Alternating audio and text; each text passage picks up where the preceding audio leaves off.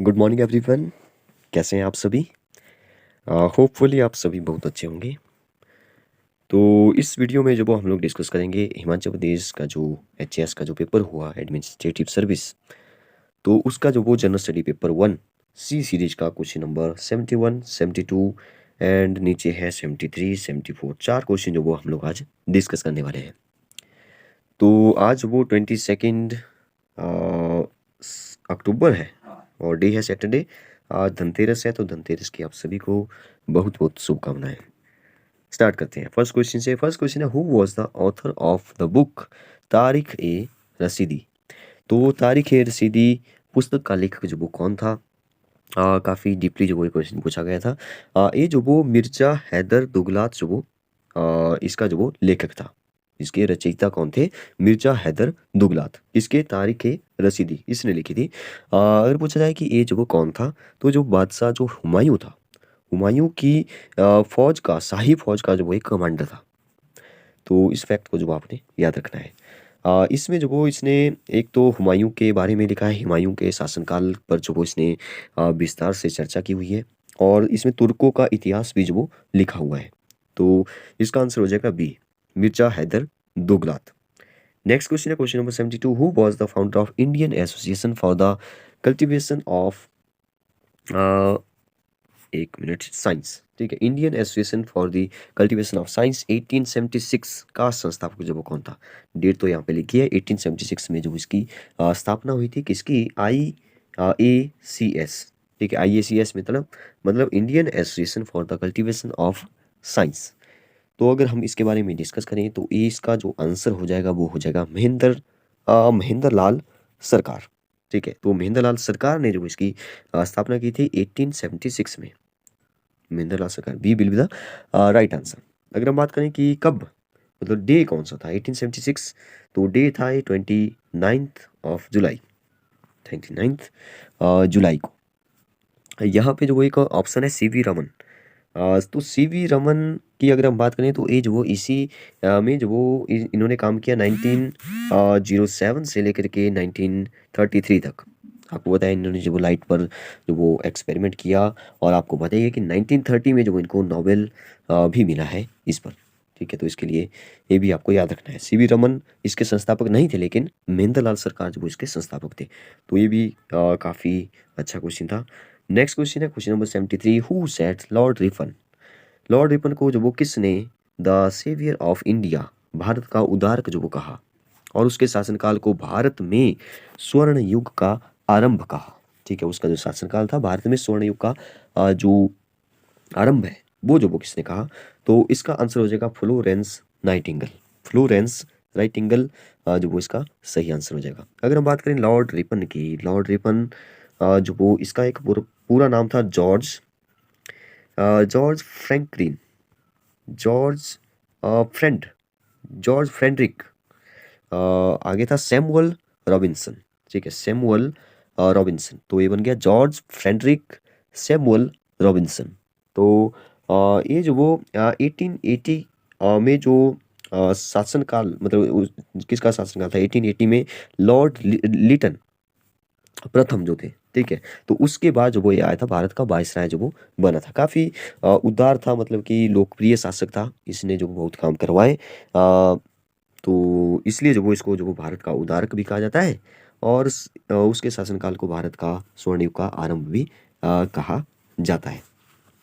तो ये जो वो एक बहुत ही सज्जन पुरुष थे, मतलब इनको जो वो भारतीय सज्जन रिपन के नाम से भी जानते हैं। सज्जन रिपन जो वो इनको प्यार से कहते थे। अगर आपको बात करें 1872 की, तो 1872 में आपको पता है पहली जनगणना जो वो लॉर्ड मेयो के शासनकाल में हुई थी। ठीक है, लॉर्ड मेयो के शासनकाल में शुरू हो गई थी, लेकिन 1881 में दूसरी बार हुई, और 1881 में 1881 के बाद जो हुई नियमित रूप से ऐसे ही चली। ठीक है, 10-10 साल के बाद, तो 81 के बाद 91 में हुई, फिर ऐसे ऐसे चलती रही। ठीक है, तो अभी भी आपको बताइए, जैसे 11 में हुई थी, अब तो कोरोना की वजह से नहीं हो पाई ढंग से, तो 2021 फिर 31 ऐसे चलता रहेगा 10-10 साल के बाद जनगणना जो वो होती है। तो याद रखेंगे 1872 में पहली बार लॉर्ड मेयो के शासनकाल में। ठीक है, और 1881 में नियमित रूप से शुरू हुई। ठीक है, तो अगर हम बात करें कि अ, तो इस क्वेश्चन का आंसर हो जाएगा फ्लोरेंस नाइटिंगेल। तो इसने जो इसको ऐसा कहा था। लास्ट क्वेश्चन है, who said Raja Rammohan was the only person in his time to realize completely the significance of the modern age। तो किसने कहा था कि अपने समय में जो राजा राममोहन राय थे वो ही एक ऐसे व्यक्ति थे जिन्होंने आधुनिक युग के महत्व को समझा। तो ये जो वो किसने कहा था, रविंद्रनाथ टैगोर ने कहा था। B will be the right answer. अगर हम बात करें इनके, वैसे तो ये बहुत बड़ा एक खुद में टॉपिक है राजा राममोहन राय, लेकिन फिर भी कुछ फैक्ट्स जो वो मैं आपको बता देता हूँ, आपके साथ जो वो डिस्कस करते हैं। जैसे कि अगर आपको पूछा जाए कि राजा राममोहन राय की सबसे बड़ी उपलब्धि जो वो क्या थी, तो इन्होंने जो वो सती प्रथा का जो वो निवारण किया था, सती प्रथा। ठीक है, तो सती प्रथा से जो इनको जाना गया। मूर्ति पूजा का इन्होंने विरोध किया। 15 वर्ष कहा जाता है कि 15 वर्ष के थे तभी जो वो इन्होंने मूर्ति पूजा का विरोध करना शुरू किया। और इससे जो वो इनके जो फादर थे, इनके फादर का नाम था रामकांत राय। तो ये जो वो इनसे नाराज हो गए मूर्ति पूजा का जब इन्होंने विरोध किया, और इनको 15 साल की उम्र में ही घर से जो वो बाहर निकाल दिया, ऐसे जो वो कहा जाता है। अगर हम बात करें इनके बारे में, पर्सनल लाइफ के बारे में, तो इनकी माता का नाम जो वो तारिणी देवी था। इनके जन्म के बारे में बात करें तो जन्म इनका हुआ था 22 मई 1774 में। ठीक है, 22 मई 1774 ईस्वी में जो वो इनका जन्म हुआ था, बंगाल में, हुगली बंगाल। ठीक है, इनके पिता का नाम जो मैंने आपको बता दिया रामकांत राय। ये जो वो एक ब्राह्मण थे, वैष्णव ब्राह्मण। और माता जो वो तारिणी देवी। इनकी पत्नी का नाम था उमा देवी। उमा देवी। इनको जो वो काफ़ी सारी लैंग्वेज का जो वो ज्ञान था, भाषाओं का जो ज्ञान था, जैसे अरबी हो गया, फारसी हो गया, अंग्रेजी हो गया, ग्रीक हो गया, हिब्रू हो गया, संस्कृत हो गई, हिंदी हो गई, अंग्रेजी तो हो गया। ठीक है, तो इन सभी भाषाओं का जो इनको ज्ञान था। अगर हम बात करें कि इनको जो वो अच्छा, इनके बारे में जो, हाँ, राजा की उपाधि, वेरी इंपॉर्टेंट क्वेश्चन है, पहले पूछा जा चुका है। राजा की उपाधि जो वो इन्होंने, इनको जो वो किसने दी थी, क्योंकि राममोहन राय तो राजा कहा जाता है ना, राजा राममोहन राय। तो ये जो वो राजा की उपाधि है वो जो वो अकबर द्वितीय ने दी थी। अकबर द्वितीय ने जो इनको राजा की उपाधि दी थी।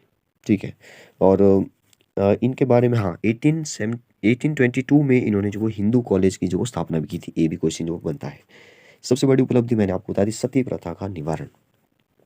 अगर आपको पूछे कि इनको जो वो क्यों, क्या क्या कहा जाता है, जैसे हमने बात किया कि आधुनिक युग के मतों को इन्होंने समझा, और इनको जो वो आधुनिक भारत का पिता भी कहा जाता है। ठीक है, एक फर्स्ट पॉइंट, आधुनिक भारत का जो इनको पिता कहा जाता है। सेकंड पॉइंट, नव जागरण का अग्रदूत भी इनको कहा जाता है, नव जागरण का अग्रदूत, ऐसे भी क्वेश्चन बन सकता है। थर्ड पॉइंट, सुधार आंदोलनों का प्रवर्तक, सुधार आंदोलनों का प्रवर्तक भी इनको कहा जाता है। फोर्थ पॉइंट, नव प्रभात का तारा भी इनको कहा जाता है, नव प्रभात का तारा भी कहा जाता है। तो इनकी जो मृत्यु हुई थी, लास्ट में बात करते हैं, 27 सितंबर को हुई थी 1833 में। इनकी मृत्यु जो वो इंग्लैंड में हुई थी, ब्रिस्टल में, इंग्लैंड के ब्रिस्टल में हुई थी, इंग्लैंड में। तो इस क्वेश्चन का जो आंसर है वो हो जाएगा रविंद्रनाथ टैगोर। अरविंद घोष जो वो इसका सही आंसर नहीं होगा। Rabindranath Tagore is the right answer. तो बताइए आपको वीडियो कैसी लगी। Thank you and have a nice day.